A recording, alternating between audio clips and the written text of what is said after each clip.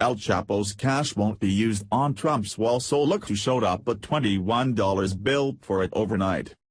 President Donald Trump was recently presented with an incredible surprise of who could be paying for one of his most important and expansive campaign promises when Texas Senator Ted Cruz proposed a bill to use $14 billion seized from notorious drug lord Joaquin El Chapo Guzman.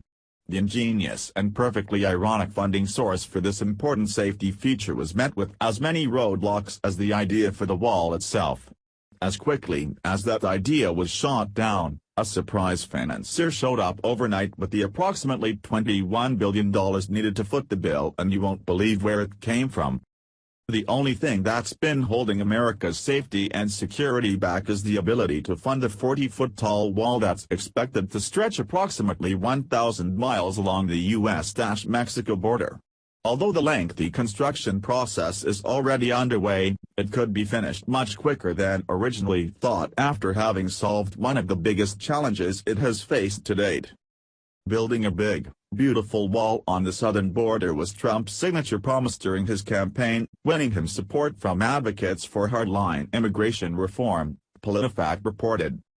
Original estimates for the cost of this project came in at $12 to $15 billion, however, Bernstein Research, who calculates total building cost, believes it could actually come in somewhere around $15 billion to $25 billion.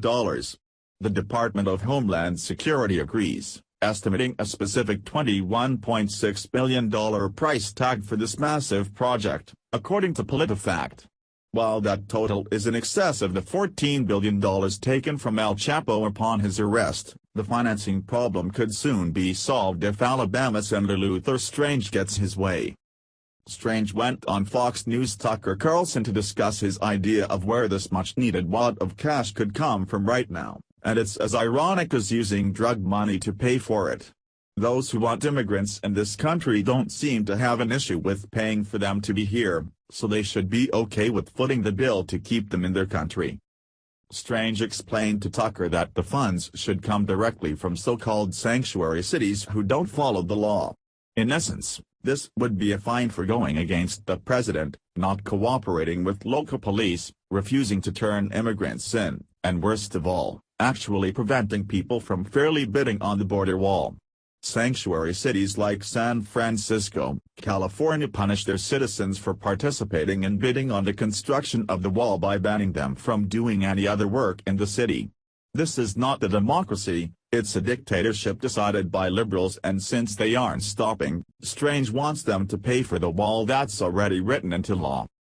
The senator's simple solution is that cities who refuse to comply with the nation's law aren't going to get the money that they expect from the government because it's going to go to building the wall. It makes perfect sense to not reward bad behavior with cash that could be used to ensure the rule of law which our nation is built on.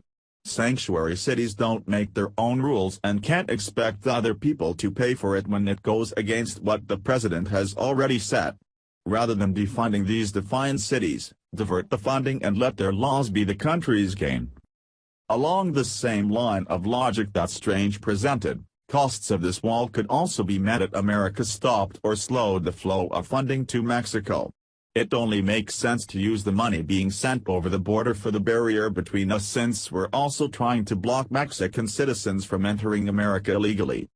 This isn't about keeping good people out and prevent people from wanting to seek a better life and the American dream. It's only about preventing those from entering the wrong way and wreaking havoc, compromising citizens' safety, and sapping off our resources. If it's important to become a law-abiding American citizen and reap the rewards of living in this country, there's an immigration to follow to prove those intentions. The next best thing to using a drug lord's seized money earned from abusing our border is to make sanctuary cities pay for it. They can't make their own laws to harm people and force other people to pay for it too.